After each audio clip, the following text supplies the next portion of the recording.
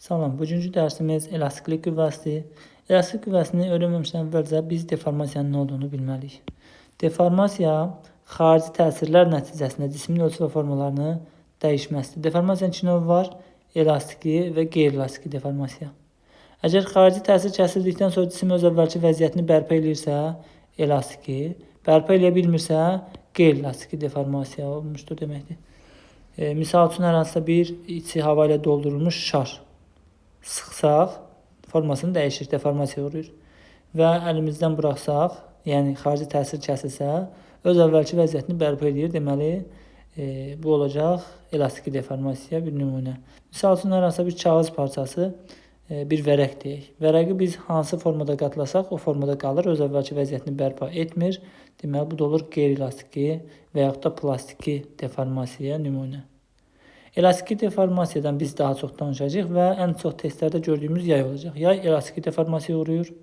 Əgər biz yayı müəyyən qədər uzatsaq, daha sonra əlimizi çəksək, o yay əvvəlki vəziyyətinə qayıdır. Və yaxud da biz yayı sıxsaq, buraxsaq, öz əvvəlki vəziyyətinə qayıdır. Deməli, yay elastiki deformasiyaya uğrayır. Ona görə də bəzən yaya elastiki yay da deyilir. Elastiki yay. Bəs həmin o elastiki yayı əvvəlki vəziyyətinə qaytaran qüvvə hansıdır? Və yaxud da şarı dedik, sıxırıq, buraxanda öz əvvəlki vəziyyətinə qayıdır. O şarı əvvəlki vəziyyətinə qaytaran qüvvə hansıdır? Həmin qüvvə elastiklik qüvvəsidir. Əgər biz yayı, fərz edək, bax, belə bir yayımız var, şəkildə gördüyümüz kimi. Bunu müəyyən qədər uzatmışıq. Eyni yayı təkrar çəkirəm, amma müəyyən qədər uzadılmış formada. Daha seyrək və müəyyən qədər uzadılmış formada. Bu yayı müəyyən qədər uzatmışıq. Bunun başlanğıc uzunluğuna gəlin özümüzdən bir el deyək. Bu yayın başlanğıc uzunluğu olsun bir el ya da el 0. Çünki başlanğıcdır. Başlanğıc uzunluğuna el 0 deyək. Bunun son uzunluğuna da bir el deyək. Bəs bu yayı biz nə qədər uzatmışıq? O məsafəyə də bir x deyək. Və yaxud da delta el də demək olar. Delta el və yaxud da x. Burada delta el və yaxud da x bu yayın uzanması olur. Həmin o uzanmanı tapmaq üçün, delta eli tapmaq üçün nə yaza bilərik? Yayın sonraki uzunluğundan başlanğıc uzunluğu çıxa bilərik. Buradakı delta el, indi biz bunu x ilə işarə eləyəcəyik məsələlərdə, düsturlarda falan. Amma delta el yəqin ki, hər kəsə aydındır. Burada nədir? Həmin o uzunluğun dəyişməsidir, yayın uzunluğunun dəyişməsi və adı uzanmadır. Eyni zamanda biz bunu x hərfinə işarə eləyəcəyik. Uzanma təbii ki, bir məsafədir. Məsafə vahidi də metrdir. Deməli, uzanmanın vahidi metr olacaq. Buradakı x oldu uzanma. Bax, belə yazıram. Bunların ikisi eyni şeydir. Dedik ki, elastik qüvvəsi cismi nə etməyə çalışır? Öz əvvəlki vəziyyətinə qaytarmağa çalışır. İndi bu yayın yer dəyişməsi, uzanması sağa oldu. Amma əlimizi çəksək, elastik qüvvəsi bunu geri dartmağa çalışacaq. Deməli, elastik qüvvəsi əksin olacaq. Və yaxud da biz bu yayı içəri doğru sıxsaydıq, uzunluğunu azaltmış olsaydıq, uzanma olacaqdı sola tərəf, yer dəyişmə, belə də yayın zərrəciklərinin yer dəyişməsi sola olsaydı, onda əlimizi buraxandan sonra bu yay açılmalıdır. Yəni, elastik qüvvəsi bunu sağa doğru aparmalıdır. Deməli, elastik qüvvəsi hər zaman zərrəciklərin hərəkətinin əks istiqamətində yönəlir. Və elastik qüvvəsinin ifadəsi belədir. Elastik qüvvəsi bərabərdir mənfi kx. Buradakı mənfi hər zaman yer dəyişmənin əksinin olduğunu göstərir qüvvənin. Əgər biz yayı sağa doğru uzatsaq, elastik qüvvəsi əksin olur, yəni sola olur. Yayı biz sola doğru sıxsaq, onda elastik qüvvəsi onu sağa doğru itələməyə çalışır. Yəni, hər zaman hərəkətin əksini olur. Bu mənfi onun mənfisidir. Buradakı x uzanmadır, yayın uzanması. Uzanmanı bu formada tapa bilərik, el çıxı el 0 ilə. Və buradakı k sərtlikdir. K-nı tapsaq, olur elastik qüvvəsi bölünsün x. Buradakı K sərtlikdir və sərtlik mənfi ola bilməz. Müsbət skalyar cəmiyyətdir. Ona görə mənfini yazmadıq. Deməli, K-nın adı oldu nə? Sərtlik. Sərtlik və yaxud da buna sərtlik əmsal da deyilir. Sərtlik əmsalının vahidi düsturdan görsənir. Newton bölünsün metr olur. Əsas vahidlərlə də açsaq, Newton açışı kilogram vurulsun metr, metrlər qısa gedir, bölünsün saniyə kvadratı. Sərtliyin əsas vahidlərlə vahidin ifadəsi. Sərtlik düsturdakı cəmiyyətlərdən asılı deyil. F-dən, X-dən asılı deyil. Deməli, sərtlik elastik qüvvəsindən, uzanmadan asılı deyil. Asılıdır bir maddənin növündən. Təbii ki, dəmirlə alüminiumun sərtliyi eyni ola bilməz. Dəmir daha sərtdir. Maddənin növündən asılıdır. Və bir də asılıdır həndəsə ölçülərindən. Təbii ki, bu yayın hazırlandığı materialın qalınlığı nə qədər çox olsa, sərtliyi bir qədər böyük olar və s. Deməli, bir də asılıdır ölçülərindən. Eləcə ölçü yazıram. Deməli, asılıdır növ, bir də asılıdır ölçü. Yəni ölçülərindən. Elastik qüvvəsinin uzanmadan asılı qrafiki.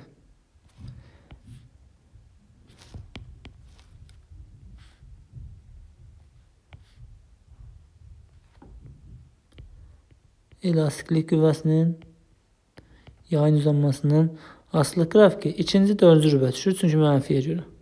Elastik qüvvəsi müsbət olanda uzanma mənfi olmalıdır. Qüvvə mənfi olanda uzanma müsbət olmalıdır. Belə qrafimiz ikinci, dördüncü rübdür. Təbii ki, modulunun qrafiki soruşursa bizdən, elastik qüvvəsinin modulunun uzanmadan asılı qrafiki soruşursa, artıq ikinci, dördüncü rübdən keçmir, sadəcə düz asılılıq olur. Çünki sərtlik dediyi asılı deyil, verilmiş maddə üçün sabit cəmiyyətdir. Sərtlik əgər sabitsə, burada, onda elastik qüvvəsi uzanmadan düz mütənasib asılı olur. Və elastik qüvvəsinin uzanmadan düz mütənasib asılı olması Hüq qanunu adlanır. Hüq qanunu. Qanun şəklində qısaca belə deyilir. Elastiklik qüvvəsi kiçik deformasiyalarda mütləq uzanmadan düz mütənasib asılıdır. Ya da sadəcə uzanmadan düz mütənasib asılıdır. Əgər biz yayı misal üçün 10 Newton qüvvənin təsiri ilə 2 cm uzadırıqsa, 20 Newton qüvvənin təsiri ilə 4 cm uzanar deməli, 30 Newton qüvvənin təsiri ilə 6 cm uzanar və s.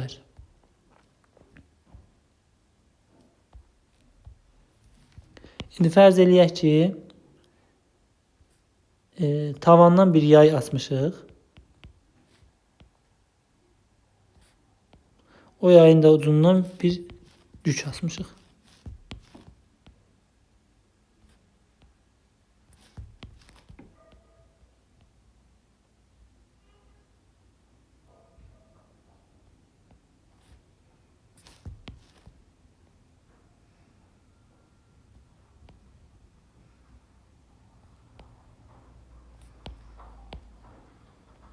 Bir M kütləli yük asmışıq yaydan. Təbii ki, o yük, o yayı müəyyən qədər neyəcək? Uzatmağa çalışacaq. X qədər uzanma verəcək o yaya. Və nəhayət tarazlıqda qalacaq. Əgər bu yay aşağı doğru çəkilirsə, aşağı doğru uzanırsa, onda elastik qüvvəsi təbii ki, hərəkətin əksinə olur. Deməli, elastik qüvvəsi yuxarı doğru dartır və bu yayda yaranır. İçəridən çəkək bunu. Elastik qüvvəsi yayda yaranır və yuxarı doğru yönəlir. Bu cismə isə aşağı doğru ağırlıq qüvvəsi təsir edir, mg. Həmin elastik qüvvəsi də təbii ki, bu yayı yuxarı dartmağa çalışanda, ondan neyinir? Bu cismi də yuxarı qaldırmağa çalışır. Deməli, bu cismə iki dənə qüvvə təsir edir. Yuxarı doğru elastik qüvvəsi, aşağı doğru mg və cisim orada tarazlıqdadsa, o qüvvələr bir-birini tarazlaşdırır. Təbii ki, elastik qüvvəsi də kx, onu kənarda yazaq. Deməli, onda bu halda qüvvələr bir-birini tarazlaşdırmış olur. Elastik qüvvəsi bərabər olur mg. Əgər yaydan yük asmışıqsa. Elastik qüvvəsində düstur kx-də, onda kx bərabər olur mg. Əgər elastik qüvvəsini tapmaq istəyirsə, mg ilə tapırıq.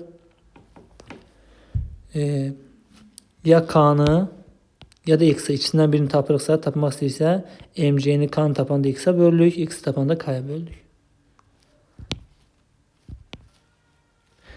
Əgər bu sistem dayaq, yay və yük hamısı birlikdə yuxarı yönəlmiş bir A təcilindən hərəkət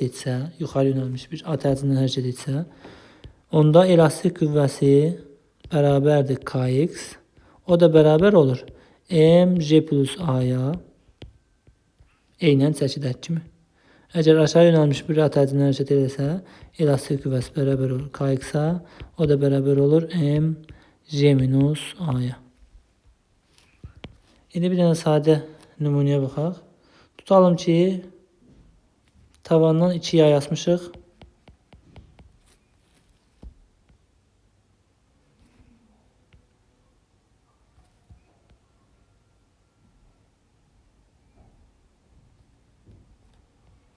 İki yay bağlamışıq tavandan və hər birinə də bir cisim bağlamışıq. Bir dənə də yay çəkək.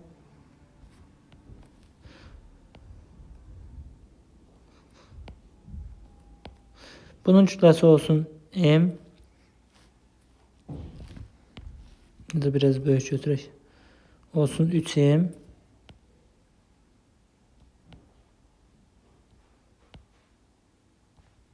Bunun kütləsi olsun 1M. Bunun sərtliyi olsun 1K. Bunun sərtliyi olsun 3K. Belə. Birinci yay və ikinci yay. Yaylarda yaranan elastik qüvvələrini müqayisə eləyin deyə bir sual çıxsa qarşımıza. Yaylarda yaranan elastik qüvvəsini müqayisə eləyin. Bu birinci yayda yaranan elastik qüvvəsini F1 ilə işarələsək, ikinci yayda yaranan elastik qüvvəsini F2 ilə işarələsək, birinci yaydakı cismə təsir edən ağırlıq qüvvəsi 3mg, ikinci cismə təsir edən ağırlıq qüvvəsi 1mg-dir.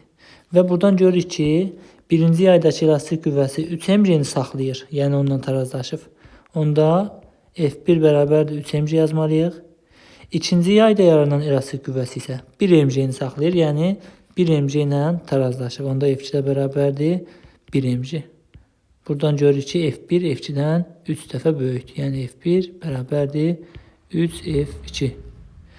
Bəs uzanmaları müqayisə eləyin deyəndə artıq F bərabərdir mg ilə getmirik. Uzanmanı deyirsə F-in yerinə Kx yazmalıyıq. Yəni bu bərabərliklə gedir. X bərabərdir mg bölək K-dan tapmalıyıq. Birinci yayın uzanmasına x1 desək, birinci yaydan asılan cisim 3m'dir. Ona görə 3mg bölünsün özünün sərtliyi, yəni 3K. İkinci yaydakı uzanmanı tapmaq istəsək, ikinci yaydan asılan kütlə 1m'dir. Yəni 1mg bölünsün öz sərtliyi də 1K-dır. Və buradan da 3-lər ixtisar edir. Hər ikisi görür ki, mg bölək K, mg bölək K olur. Deməli, uzanmalar bir-birinə bərabərdir. Təbii ki, indi bu bizim verdiyimiz nümunədə belədir. Nümunə fərqli də ola bilərdi.